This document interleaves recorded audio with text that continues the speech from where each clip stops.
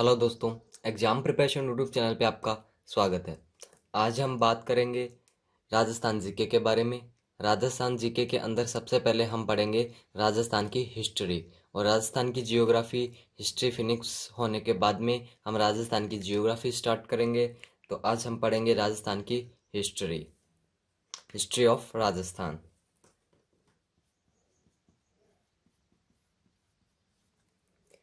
History यानी कि इतिहास। इतिहास दो शब्द से बना है, एक है इति प्लस में हास। इति प्लस हास। इति का मतलब होता है पूर्व और हास का मतलब होता है घटित। यानी कि इतिहास की डेफिनेशन बन गई कि पूर्व में हुई घटनाओं का क्रमबद्ध वर्णन को इतिहास कहते हैं। ये इतिहास की परिभाषा है कि पूर्व में हुई घटनाओं का क्रमबद्ध वर्णन को इतिहास कहते हैं। और इतिहास के जनक, तो इतिहास के जनक कौन है? इतिहास के जनक है हेरोडोटस। हेरोडोटस हेरोडोटस को इतिहास का जनक कहा जाता है। इसके बाद में इतिहास के भाग कितने होते हैं? तो इतिहास के भाग होते हैं तीन। एक होता है प्राचीन इतिहास,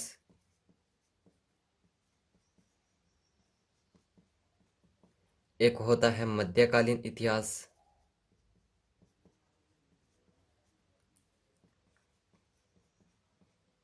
और एक होता है आधुनिक इतिहास।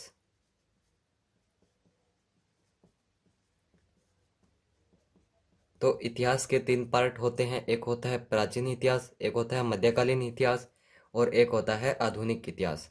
तो सबसे पहले हम पढ़ेंगे प्राचीन इतिहास के बारे में। तो अब आपको हेडिंग डालनी है प्राचीन इतिहास। प्राचीन इतिहास सबसे पहले हम इसी के बारे में पढ़ेंगे। जब प्राचीन इतिहास हमारा फिनिश हो जाएगा तो उसके बाद में मध्यकालीन इतिहास और उसके बाद में आधुनिक इतिहास। तो प्राचीन इतिहास को भी तीन पार्ट में डिवाइड किया हुआ है। कौन कौन से है? तो एक है प्राक इतिहास, एक है आद्य इतिहास,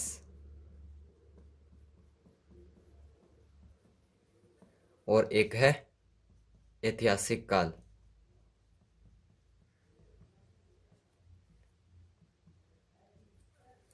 जो प्राक इतिहास है यह कितने ईस्वी पूर्व तक चलेगा? तो प्राक इतिहास है यह चलेगा 300 ईस्वी पूर्व तक। 300 ईस्वी पूर्व तक प्राक इतिहास चलेगा। और इसमें मानव ने क्या क्या कार्य किए? तो इसके अंदर मानव ने आग और पहिए का आविष्कार कर लिया था। तो प्राचीन इतिहास में प्राक इतिहास के अंदर मानव ने आग और पहिए का आविष्कार कर लिया था। लेकिन जो प्राक इतिहास है इसके कोई साक्ष्य नहीं है हमारे पास, इसके कोई सबूत नहीं है, साक्ष्य नहीं है। और इस जो प्राक इतिहास है इसको कॉपर एज यानी कि ताम्र युग, प्राक इतिहास को कॉपर एज कहा जाता है या फिर ताम्र युग कहा जाता है। प्राक इतिहास को ताम्र युग क्यों कहा जाता है? क्योंकि इस काल के अंदर यानी इस समय के अंदर तांबे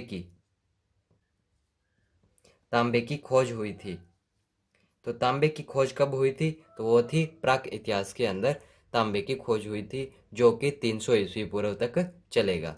इसके बाद में आता है हमारा आद्य ऐतिहासिक काल। जब मानव ने तांबे की खोज कर ली थी तो उसके बाद में आद्य ऐतिहासिक काल आता है। तो इसके अंदर लिपि की शुरुआत हुई थी, लिपि की शुरुआत हुई थी और लिपि को पढ़ा नहीं गया।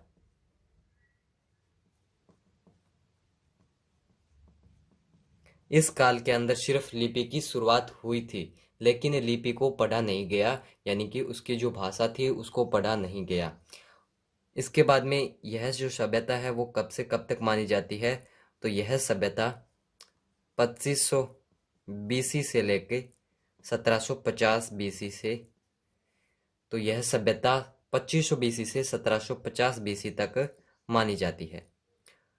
और इस सभ्यता के अंदर सिंधु घाटी सभ्यता की शुरुआत हुई थी।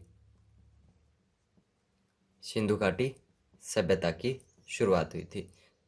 तो सभ्यता कौन सी थी? तो वो थी सिंधु घाटी सभ्यता, 2500 बीसी से 1750 बीसी तक।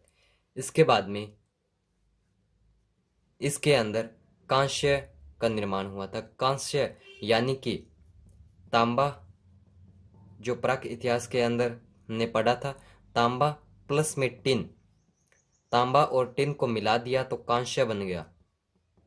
और इस कांस्य का निर्माण आद्य ऐतिहासिक के अंदर हुआ था, इसलिए इसको कांस्य का निर्माण हुआ, इसलिए इसको ब्रॉन्ज एज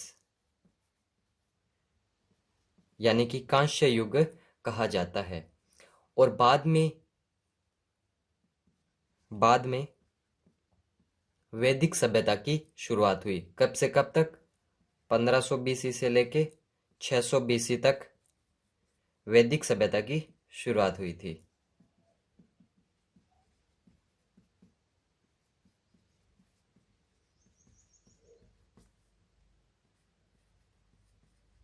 इसके बाद में हमारा आता है ऐतिहासिक काल। तो ऐतिहासिक काल का जो टाइम पीरियड है वो कब तक रहा? तो यह 600 बीसी से लेके 712 एडी तक है। ऐतिहासिक काल जो है वो 600 बीसी से लेके 712 एडी तक है। और जो ऐतिहासिक काल है इसके पूरे साक्ष्य हमारे पास मौजूद है। और इसके बाद में जो राजवंश था, तो वो राजवंश बनना इसी काल के अंदर शुरू हुए थे। राजवंश इसी काल के अंदर शुरू हुए थे। तो राजवंश की शुरुआत किस काल में हुई? तो वो है हमारा ऐतिहासिक काल। इसके बाद में जो यह काल है ये कब तक चला? तो यह काल यानी ऐतिहासिक काल है, यह अरबों के आक्रमण तक चला, यानी कि 712 एडी तक।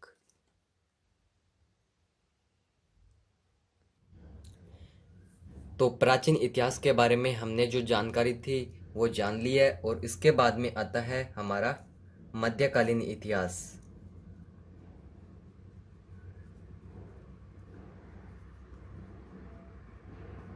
तो मध्यकालीन इतिहास है, यह अरबों के आक्रमण से मुगलों के पतन तक चला। अरबों के आक्रमण से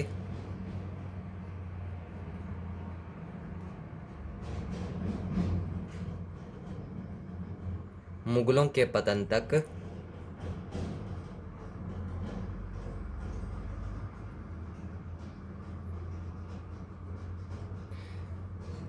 तो मध्यकालीन इतिहास है, ये कब से कब तक चला? तो अरबों के आक्रमण से मुगलों के पतन तक चला।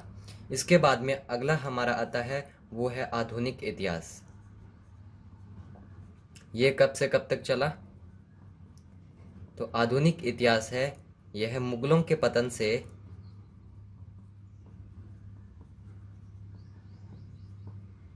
1947 तक यानी कि स्वतंत्रता तक चला।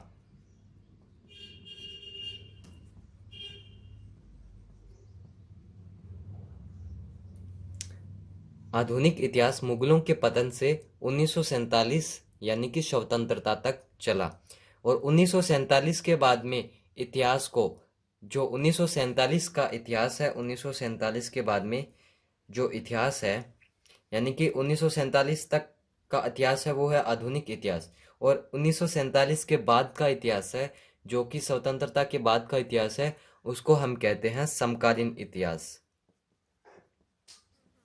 उसको समकालीन इतिहास के नाम से जाना जाता है।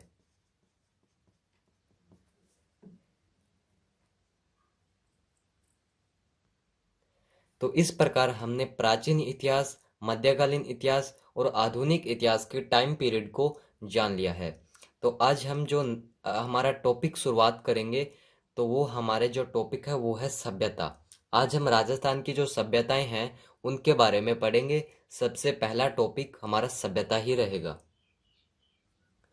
तो आपको हेडिंग डालनी है सभ्यता।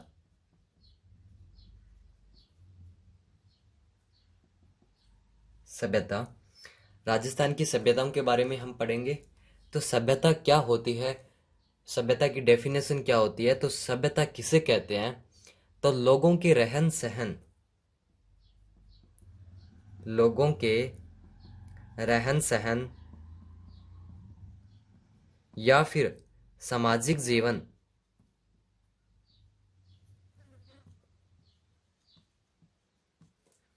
लोगों के रहन सहन या सामाजिक जीवन की विधि का प्रमाण और आर्थिक जीवन की विधि के प्रमाण को सभ्यता कहा जाता है। यानी कि जो लोग हैं अपना जीवन यापन किस प्रकार कर रहे हैं, कैसे वो रह रहे हैं, उनका सामाजिक जीवन किस प्रकार है, तो ये सब जो है उसको हम सभ्यता कहते हैं। उनके जो प्रमाण हैं उनको सभ्यता कहा जाता है। एक बार फिर बोल देता हूँ मैं आपको कि लोगों के रहन सहन या सामाजिक जीवन की विधि का प्रमाण और आर्थिक जीवन की विधि के प्रमाण को सभ्यता कहा जाता है। तो जो सभ्यता की शुरुआत हुई वो हमने आद्य इतिहास में पढ़ लिया था कि सभ्यता की शुरुआत कांस्य युग में हुई थी। सभ्यता की शुरुआत कांस्य युग में हुई थी, ये हमने अभी कुछ ही देर पहले पढ़ा था आद्य ऐतिहासिक में। तो इसके बाद में अगला पॉइंट है कि जो विश्व की सबसे पहली सभ्यता है वो कौन सी सभ्यता है। विश्व की सभ्यता बता रहा हूं मैं आपको, ना कि राजस्थान की। तो विश्व की सबसे पहली सभ्यता है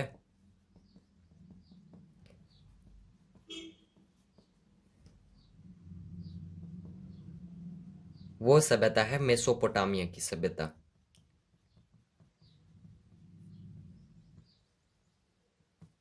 जो मेसोपोटामिया की सभ्यता है वह विश्व की सबसे पहली सभ्यता है। और ये किस किस से बनी है, तो ये है इराक प्लस ईरान से। जो सभ्यता के महत्वपूर्ण पॉइंट है वो पहले हम डिस्कस कर लेते हैं, उसके बाद में हम राजस्थान की सभ्यताओं के बारे में जानेंगे। तो विश्व की सबसे पहली सभ्यता है मेसोपोटामिया की सभ्यता। इसके बाद में जो सभ्यता होती है वो कहाँ होती है, तो सभ्यता होती है नदी के किनारे। कोई भी सभ्यता है तो वह नदी के किनारे पर ही होती है। जिस प्रकार मेसोपोटामिया की जो सभ्यता है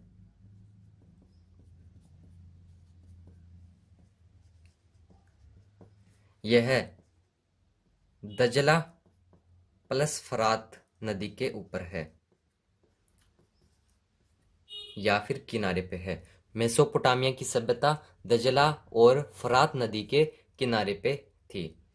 इसके बाद में जो मेसोपोटामिया की सभ्यता है ये किसके समकालीन थी। जो समकालीन वाले क्वेश्चन है ये बहुत ही ज़्यादा इम्पोर्टेंट है, तो इसलिए कोई भी सभ्यता किस सभ्यता के समकालीन थी वो मैं आपको बता देता हूँ। तो जो सिंधु घाटी की सभ्यता है, सिंधु घाटी की सभ्यता यह मेसोपोटामिया की सभ्यता के समकालीन थी।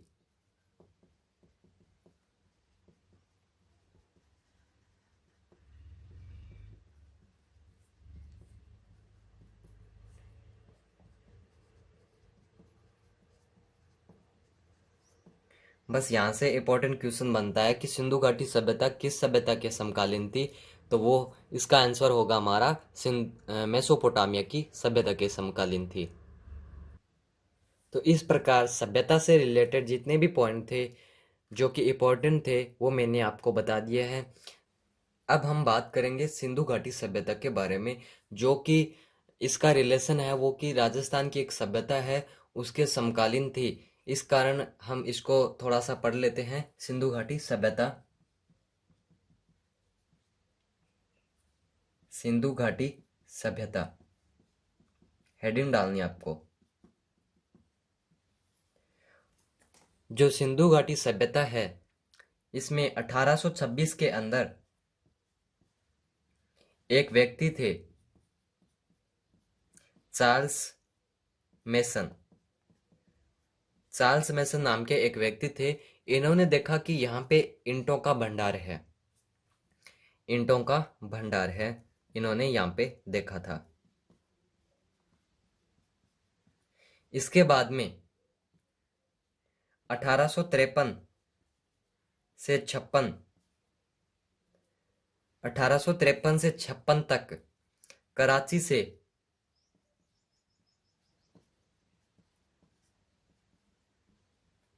कराची से लाहौर तक रेलवे लाइन बिछाई गई।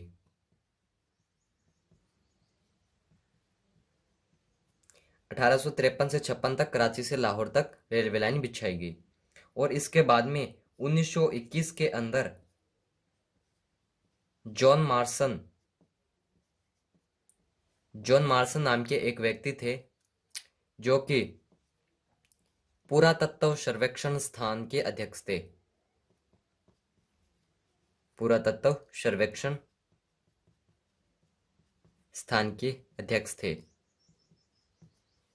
तो पुरातत्व सर्वेक्षण स्थान के अध्यक्ष कौन थे? वो थे जॉन मार्शल। कब? 1921 के अंदर।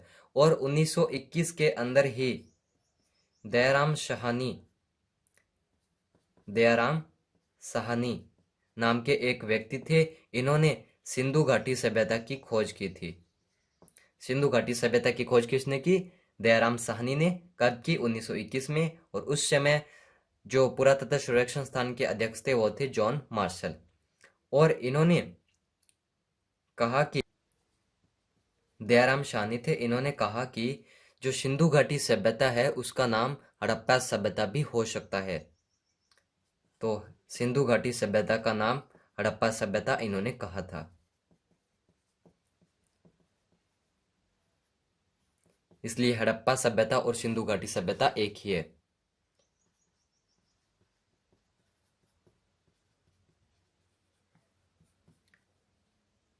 और इन्होंने 1921 के अंदर ही दयाराम साहनी ने 1921 के अंदर ही एक तो सिंधु घाटी सभ्यता की खोज की और इसके बाद में इन्होंने रावी नदी के किनारे हड़प्पा सभ्यता की खोज की।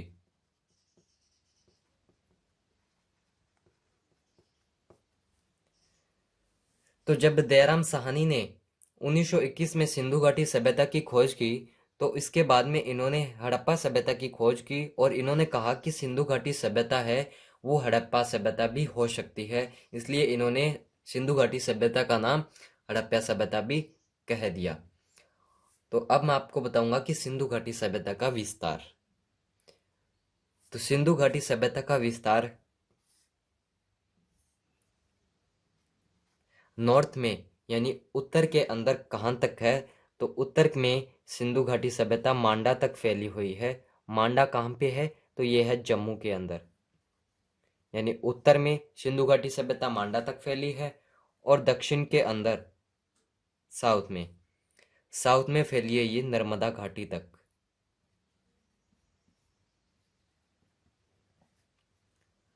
और ईस्ट के अंदर कहाँ तक फैली है? पूर्व में यह फैली है आलमगिरी तक ये सभ्यता फैली है। आलमगिरी कहाँ पे है? ये है मेरठ के अंदर। और इसके बाद में वेस्ट के अंदर पश्चिम में यह फैली है मकरान तट।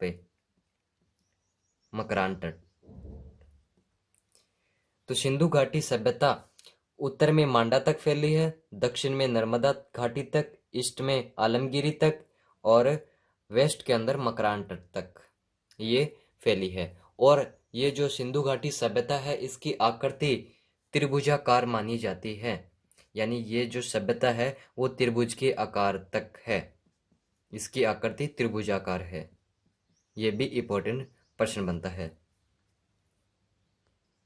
इसके बाद में थोड़ा थोड़ा मैं और सभ्यताओं के बारे में बता देता हूँ जो कि राजस्थान की नहीं है बट उनका राजस्थान से कुछ ना कुछ रिलेशन है। तो पहली सभ्यता है वो है लोथल की सभ्यता। लोथल की सभ्यता, यह लोथल की सभ्यता है, यह गुजरात के अंदर खोजी गई।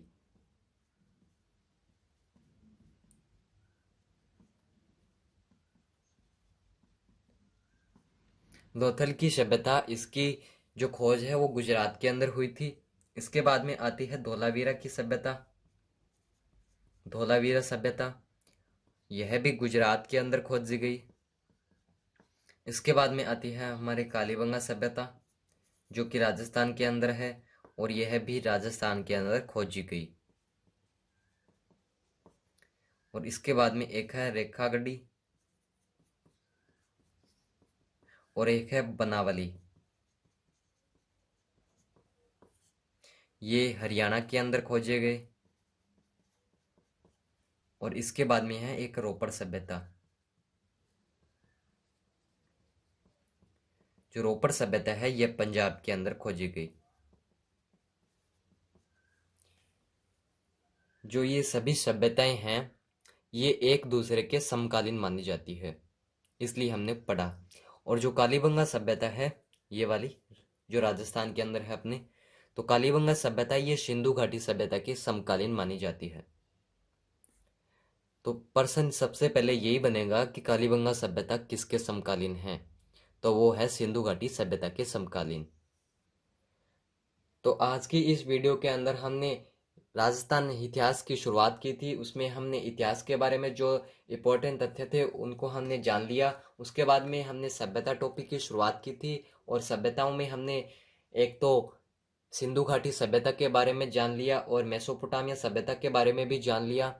तो कल की वीडियो के अंदर हम पढ़ेंगे कालीबंगा सभ्यता। इस वीडियो के अंदर हम कालीबंगा सभ्यता की शुरुआत नहीं कर सकते, क्योंकि एक बार कालीबंगा सभ्यता की शुरुआत हो गई तो ये वीडियो थोड़ा लंबा चला जाएगा। इसलिए हम कल की वीडियो के अंदर सिर्फ कालीबंगा सभ्यता ही पढ़ेंगे, और वो भी विस्तार से। कम 30-40 मिनट की वीडियो हो जाएगी कालीबंगा सभ्यता की। इसलिए जो भी स्टूडेंट कालीबंगा सभ्यता के बारे में जानने के इच्छुक हो तो उसके लिए ये कालीबंगा सभ्यता की यानी कि कल की वीडियो बहुत ही ज़्यादा इम्पोर्टेंट होने वाली है। तो अगली वीडियो देखना ना भूलिएगा।